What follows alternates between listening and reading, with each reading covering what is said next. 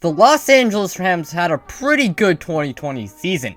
They went 10-6, and they would make it to the second round of the playoffs, and while they would lose, it was a pretty good season overall. In the offseason, they would trade for Matthew Stafford, as the trade was pretty recent, not too long ago. And they will be a really interesting team this year. Today, let's talk about what's next for them, and what they can do in this year's offseason to have success in the future. Before we do get started though, make sure you hit that like button if you guys enjoyed, as it really helps out the channel. Also, if you guys are new and enjoy the content on here, make sure to subscribe, so as we're on the road to 500 subscribers plus, so you will not miss out on any new videos. Also, as a special, once we hit our goal, I will do a reaction to my first 2 videos ever. And the shout out goes to Everyday Sports Mania. The link to his channel is in the description below. But with that being said, let's just get this video started. And I want to start out by talking about the roster of this team. And let's start out by talking about Matthew Stafford. Now, Matthew Stafford, obviously, recently, he was traded to Los Angeles. And he is one of the most underrated quarterbacks of this generation. Unfortunately, he had the very great honor of playing with the most competent and probably the most historic franchise in the NFL in the Detroit Lions. I mean, of course, I'm kidding there.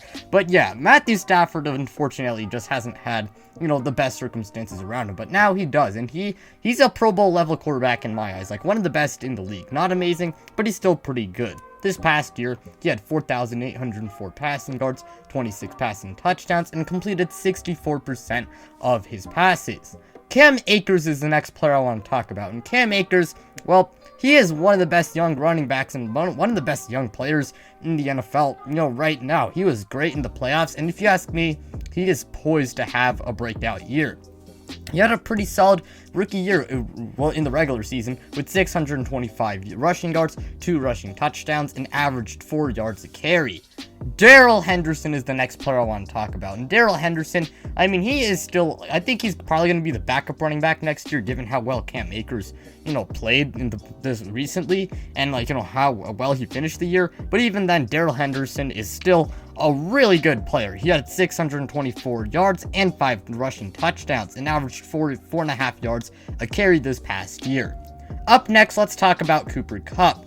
Cooper Kupp is one of the most underrated wide receivers in the NFL. He's not elite, but he is very good. He was the leading receiver on this team and had 974 receiving yards and 3 receiving touchdowns, and caught 74% of his targets this past year.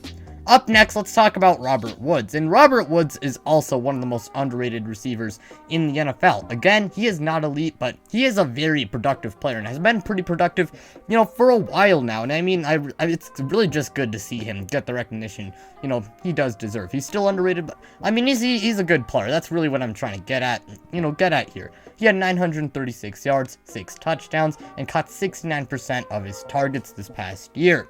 Up next, let's talk about Josh Reynolds. Josh Reynolds, I mean, he's a pretty solid player. Not much I really have to say for him besides the fact that he's pretty good. He had 618 yards and 2 receiving touchdowns this past year. Tyler Higbee is the next player I want to talk about. And Tyler Higbee, he is a really solid and underrated tight end in the NFL. Now, of course, I mean, he's not as good as Travis Kelce or George Kittle or Darren Waller, but he's still a really underrated player and is very good.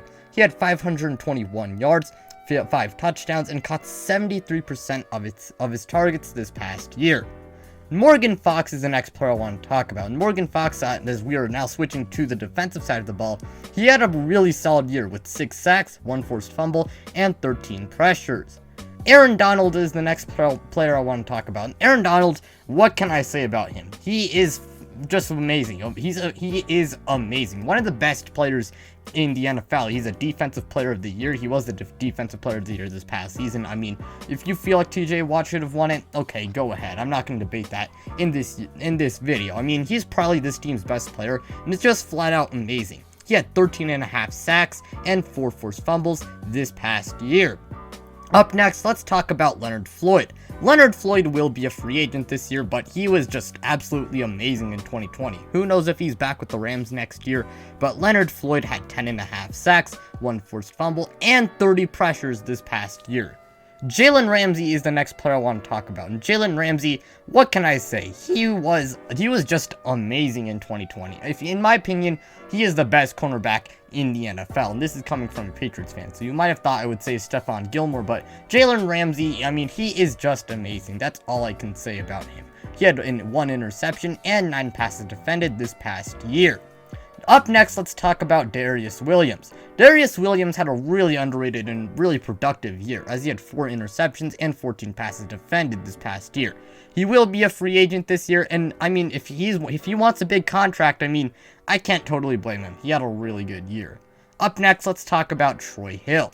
Troy Hill had a really good 2020 campaign alongside Darius Williams. I mean, they had all 3 corners in Jalen Ramsey, Darius Williams, and Troy Hill had really good years. Troy had 3 interceptions and 10 passes defended this past year. John Johnson is the next player I want to talk about. And John Johnson had a pretty good season with 1 interception and 8 passes defended. And to wrap up this roster, let's talk about Jordan Fuller, who had a really productive, rookie year, as in 12 games, he had 3 interceptions and 5 passes defended. Now, that's all I'm going to say for the Rams roster. They have a really talented roster. That's really what I'm going to say right out of the gate. They have an amazing defense, a great a pretty good offense, plus a great head coach, one of the best in the league. I think this team is just really complete overall. I mean, offensively, they're really good running wise. They have a really good passing attack with good weapons and a good offensive line. The coaching is good. Defensively, again, they are really good. They got a great run defense with Aaron Donald plus more. Not only that, but the passing defense is very good. Overall, I just have to say this team is really complete. I mean, last year it was clear that while the team was great, I mean, Jared Goff was kind of holding the team back as the guy was really inconsistent. And I do think with Matthew Stafford at the helm, they should be contenders. And I mean, they're my way too early pick as of now to win the NFC West, in 2021. This team, in my opinion, is just amazing. I don't really have much else to say about this team. I mean, it's just amazing. I mean, that's really what I'm trying to say. Now, even then, they still do have their weaknesses. For one, I do think they could possibly get younger at tackle, as Andrew Whitworth is already 40, and I mean, they will probably have to replace him soon. Plus, the edge position is not the strongest. However, I mean, aside from that, that's basically it. I don't expect the Rams to really do much in free agency. I mean, they're already really cap strapped. They have negative $29 million in cap space this year. And it's not like they can really, cut enough guys or realistically cut or restructure a lot of guys to, get a decent amount of cap space to help, do much, sign a ton of big free agents. However, one thing they will have to address is the fact that they have a lot of important free agents in this upcoming offseason. John Johnson, Malcolm Brown, Leonard Floyd, Austin Blythe, Troy Hill, Darius Williams, and Josh Reynolds will all be free agents. And it's going to be difficult for Los Angeles to retain all of those guys. And to me, I don't think they will be able to retain all of those guys. As I mean, all of them, they're pretty good players. And I mean, I can't blame some of these guys if they do want a decently big contract, as John Johnson, Leonard Floyd, Troy Hill, and Darius Williams. I mean, they had great years, especially in contract years. So I don't know that they do, retain all of these guys. But if they can get a few of these guys back, I do think that would be pretty good. And I really do think that they can probably, get a few of these guys back using the franchise tag. If they can get, hopefully Austin Blythe back, Troy Hill, or Darius Williams, I mean, both of them would be great, but realistically, I do think they can probably bring back one of those guys, plus hopefully John Johnson for them. That would be nice. But a couple, like 2 to 3 free agents, if they could bring back two to three of those guys, I do think that would be pretty good for this team. They really just need to keep like a good amount of those guys so they have, a good enough team so that they can contend. Aside from that, not much else I really have to say for the free agency part, as I'm not going to have a list of free agents. As I stated before, I don't think they're going to be doing much in free agency, as they do not have really any cap space. I mean, they are in cap hell. Now, in the draft, they will not have a first-round pick, but they will have the 57th pick. And I mean, knowing the Rams, there's a chance that they maybe trade out of it. But assuming they don't trade out of that pick, they can patch up any weaknesses they have.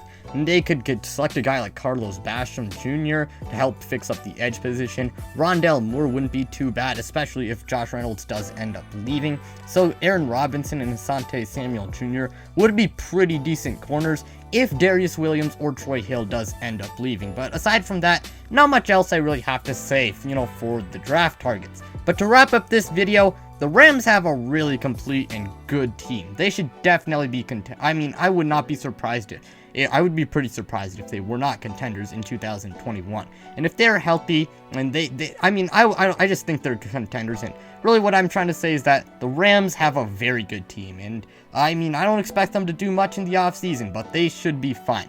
However, with that being said, that'll wrap up today's video. If you guys enjoyed it, make sure you hit that like button, as it really helps out the channel. Also, subscribe if you guys are new and enjoy the content on here so you do not miss out on any new videos. Plus, we are on the road to 500 subscribers, and once we hit our goal, I will do a reaction to my first 2 videos ever. Also, make sure you guys go ahead and check out Everyday Sports Mania. The link to his channel is in the description below. But with that being said, I am out, you guys.